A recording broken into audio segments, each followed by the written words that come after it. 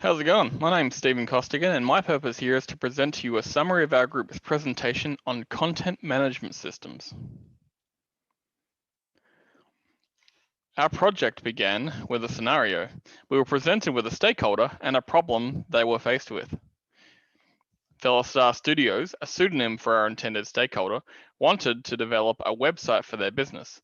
The catch, however, was that they hoped to be able to spend as little time or money on the website as they could manage and did not wish to spend a lot of time maintaining it. In connection with their request, our team of researchers each sought out a different content management system for comparison. After extensive deliberations, we compiled and compared our results, which we then presented to the stakeholders for final approval, the results of which will be discussed hereafter.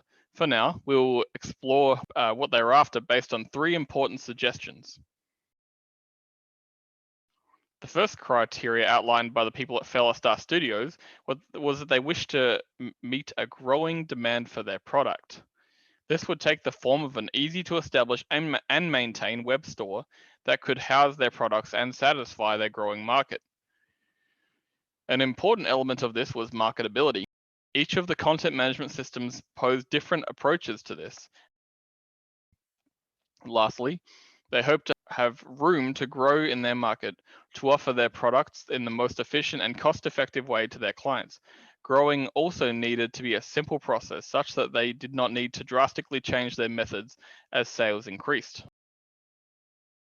As mentioned, our team each set off and researched individual content management systems. These were as follows.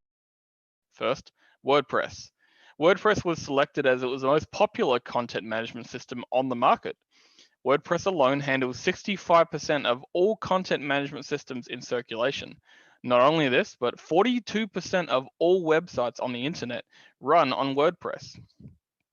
WordPress is highly customizable, and thanks to its extensive and ever-growing plugin library and ability to customize extensive details, can be turned into almost anything the user can imagine.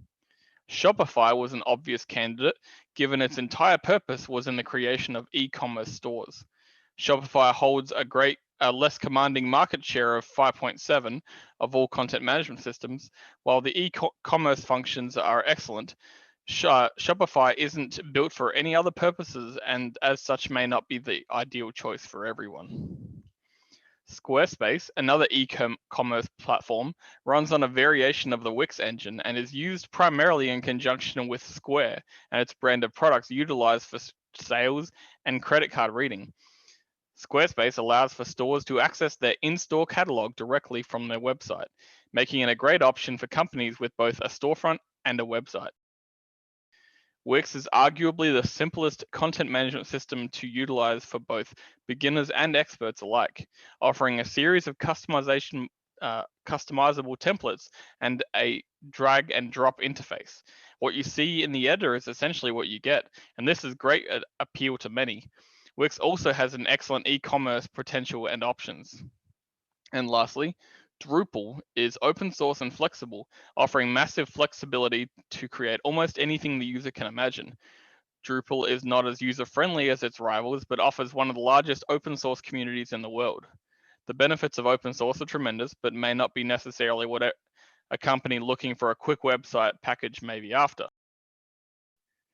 So taking our list of options here, while we spent extensive time and energy studying all 5 of these, the presentation will instead focus on the 2 most popular choices from our team of researchers.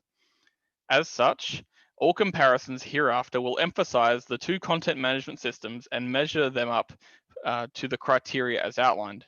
It's important to again restate these criteria, namely, meeting the growing demands as outlined by the business, improve marketability by asserting usability results and performance, and lastly, to grow the e-commerce with additional products and services. So now onto these. First, to meet growing demand. One of the main lures to WordPress is the high level of customization it offers. Users can download plugins to do just about anything they want. While Wix offers excellent features, it has a much smaller plugin library and thus cannot compete in this respect. On the other hand, Wix provides a very simple and easy to use interface that allows users to build an impressive looking website within a very short space of time. This ease of use is one of its more important features and one that was important to the needs of a stakeholder. One of the biggest strengths of WordPress also turns out to be its biggest weaknesses. While you can download plugins to do just about anything, the frequent updates of plugins can cause security vulnerabilities if ignored, and therefore requires a little more hands-on effort from the people at Fellastar Studios team if they were to take this option. Next, in the improvement of marketability, the most important element in marketability is the ability to customize and distribute products to your store. While WordPress possesses no native store functionality, WooCommerce, a free WordPress plugin, is the most popular e-commerce plugin on the market, holding a market share of 26% of all e-stores, edging out Shopify by 5%. That said, it is not as user-friendly as the natively available Wix store. The Wix store requires a small subscription fee, however, but boasts a large number of perks, including accounting and catalog categorization, which can be important considerations. Another important factor of marketability is in search engine optimization, or SEO for short, as put here. WordPress boasts a far stronger SEO capacity than its rivals, which allows it to show up better in search results. Both markets boast excellent analytics, which allows store owners to measure product effectiveness and measure traffic. This can help them to see bounce rates as well as items that are viewed and not bought more often. This can allow them to alter an element of the product that will make them more appealing to consumers. In terms of the growing of e-commerce, both WordPress and Wix provide excellent e-commerce options and capacity for growth and change. Wix with its native subscription-based approach, and WordPress with its more options available in the line of plugins. Wix's subscription store boasts a very extensive list of features that are not available to WooCommerce users, such as API functionality, alerts and notifications, campaign management, and a long list of others. This is a very important consideration as it allows the store owner to have more options available when it comes to their store and the interactions with their clients. When issues occur with WordPress, there's no real support available. On the other hand, Wix has an excellent store support website and can provide what might be important help to their customers when they need it. When owning a store, this provides peace of mind as they know that when things go wrong, they're able to turn to someone for help. Based on these findings, it's no surprise that Wix was the chosen candidate for our stakeholder.